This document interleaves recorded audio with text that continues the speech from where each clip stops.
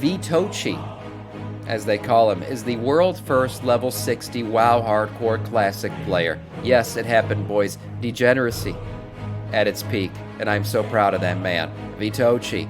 What is he, you ask? Well, he's a gnome mage. Using Frost AoE build, he was able to clear groups of enemies, and after 69 hours, mind you, this man's not trolling, he did hit it after 69 hours, 53 minutes and 34 seconds, he did hit cap level 60. Let's see the moment when he did it. Look at that. Look at that. All of life's achievements don't matter. In this moment, this man has achieved what many were unable to do. On overcoming Murlocs, dead mine runs, the revenge of the Scarlet Monastery, and everything else, this man was able to hit level 60, world first. Now, there are many others approaching that. We see, now remember, the Omni Defias Pillager and Black Skull Rock are the hardcore servers, so the next one up looks like LMX. He's a rogue. One common theme we see here between these hardcores is lots of mages and rogues at the top. I know we did our tier list, but it really looks like mage and rogue are the two best when it comes to leveling up. And fortunately, your boy has been failing as a mage. Yeah. Too bad. Too bad for me. Season of Mastery, hardcore. Look at this. Wow. This man's done it all. Well, congratulations to Vitochi. Again. WoW Classic Hardcore stats. All right, let's look at these.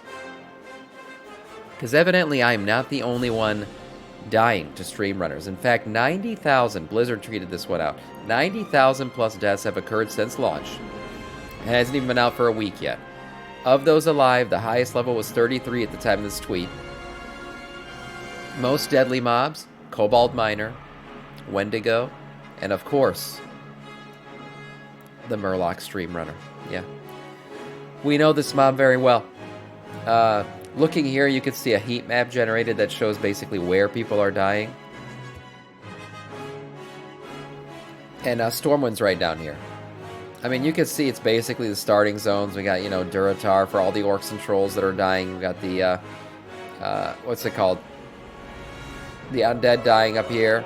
We got the gnomes and dwarves dying right here. And then, of course, the humans being killed by the stream runners right here in this starting zone. Not too good. And all the night elves obviously dying up in here. Yeah, the starting zones are the most dangerous. As you level up in hardcore, you're going to find that it becomes a little bit harder to die. But in those early levels, you are quite squishy. And I've experienced that one firsthand, unfortunately. Continuing on. Known issue with transferring deceased WoW Classic players. So, evidently, there was an issue where if you got killed in Hardcore Classic, right now the way it works is if you get killed, you could elect to transfer your character off to a non-hardcore server. So, that allows you to continue playing your hardcore character. Well, it turns out that many people who are dying are unable to transfer because they have mail in their bag. That's right.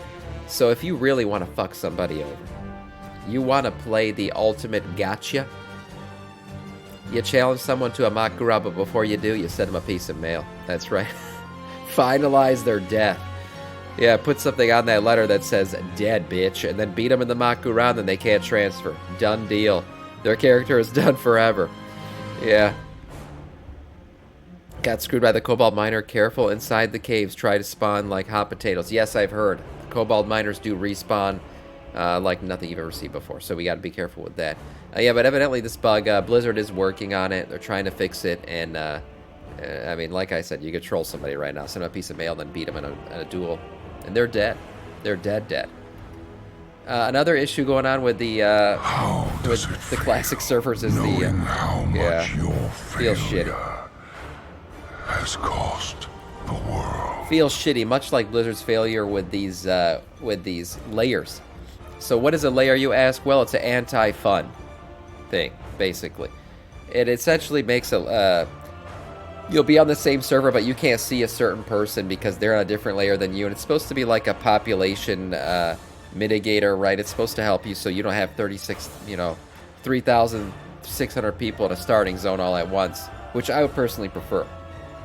I know it'd be pure chaos, but that's why I play an MMO. I want to see chaos. I want to see numbers of players everywhere. But anyways, Blizzard does this layering shit.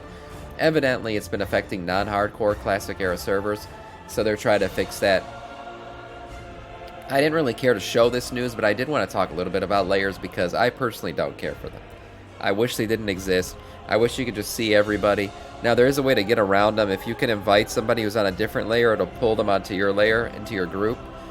But personally, I wish layering didn't exist. Now, what's the difference between layering and sharding? I really don't know. To be honest with you, I don't know what the difference is. What I do know is that layering sucks.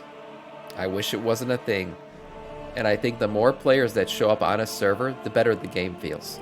I like seeing a lot of players on my screen. Yeah, it'll be harder to kill mobs, but I don't know, there's something about the chaos of a lot of people enjoying the game all together all at once that just makes it that much better. And I wish layers didn't exist personally. Moving on. Things to do if you're still playing 10.1.7. Farming, raid mounts, and transmogs. Yes, farming raid mounts and transmogs, something we often did on Tuesdays on this stream, and haven't been lately because we're playing some hardcore classic.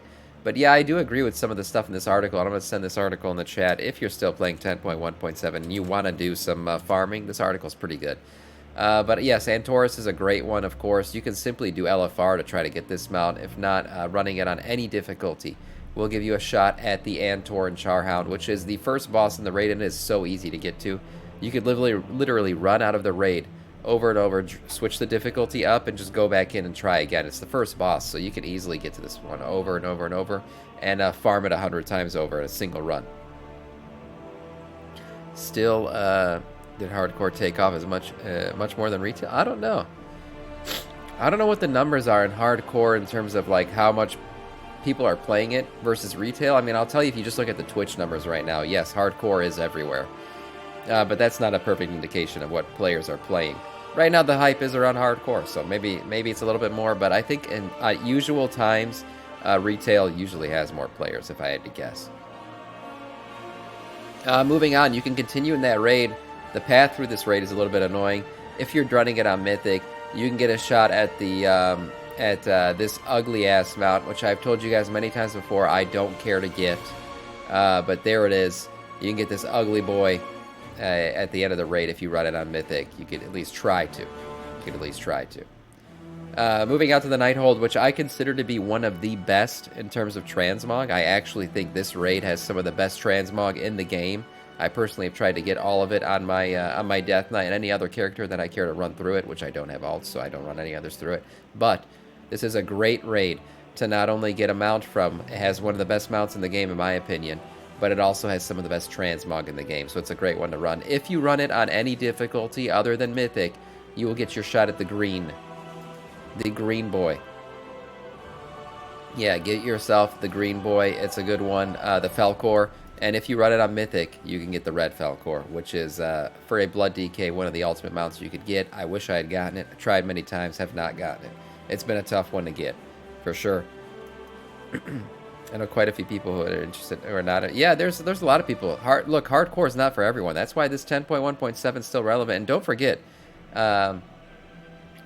what's it called? Sorry, 10.1.5 is still relevant, and 10.1.7 drops on September 5th. That's not that far off, so I mean, it'll be bringing a lot of people back to retail. I'm going to go back to retail that day just to try out the new stuff, of course. Last but not least, I guess you could do 2 of Sargeras. I actually have this mount.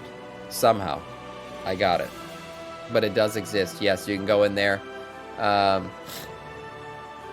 Is it off the 3rd boss or 5th boss? Though she's listed as the 5th boss, you can get her 3rd. That's what I remember. Yes, she's like the 3rd boss in there. You can kill her as the 3rd boss and get this ugly-ass mount. I don't really care for this mount personally. I think the best of all these mounts that are listed in this article is the Falcor. Of course. One of the best in the game. Love this mount. The Mythic version, I wish I had it.